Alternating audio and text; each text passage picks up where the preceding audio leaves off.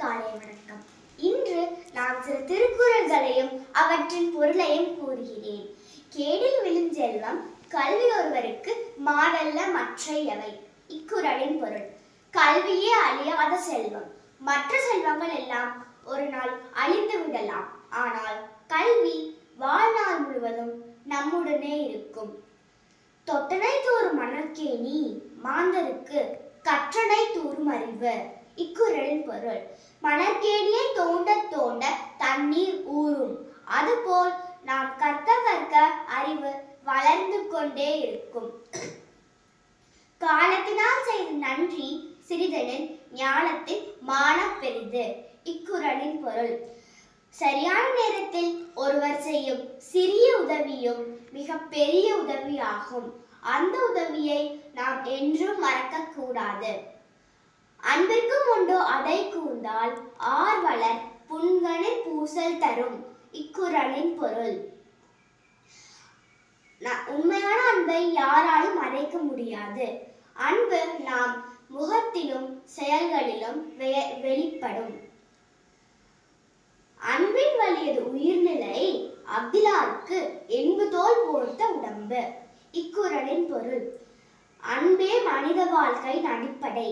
அன்புடன் வாழ்பவர்களே அனைவராலும் மதிக்கப்படுவார்கள். எல்லாருக்கும் நன்றாம் பணிதல் அவருள்ளும் செல்வர்க்கே செல்வம் தகைத்த. இக்குறளின் பொருள்: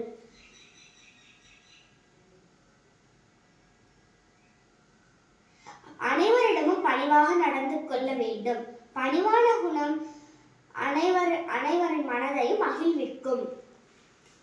அகழ்வாரை தாங்கும் நிலம் போல நம்மை இகழ்வார் பொறுத்தல் தலை. இக்குறளின் பொருள்: நிலம் அனைவரையும் தாங்குவது போல நம்மை இகழ்பவர்களையும் பொறுமையுடன் மன்னிக்க வேண்டும். தீயினால் சுட்டப்புண் உள்ளாரும் ஆறாதே நாவினால் சுட்டவடு. இக்குறளின் பொருள்: தீயினால் சுட்டப்புண் காலப்போக்கில் ஆறிவிடும், ஆனால் நாவினால் சுட்டப்புண் எளிதில் ஆறாது. எனவே அனைவரிடமும் இனிமையாக பேச வேண்டும். முகநக நட்பது நட்பன்று, நெஞ்சத்து அகநக நட்பது நட்பு. இக்குறளின் பொருள்: சரியான நேரத்தில் உதவி செய்யும் நண்பனே உண்மையான நண்பன்.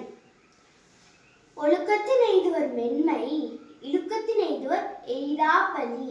இக்குறளின் பொருள்: ஒழுக்கமாக வாழ்பவர்களே அனைவராலும் மதிக்கப்படுவார்கள்.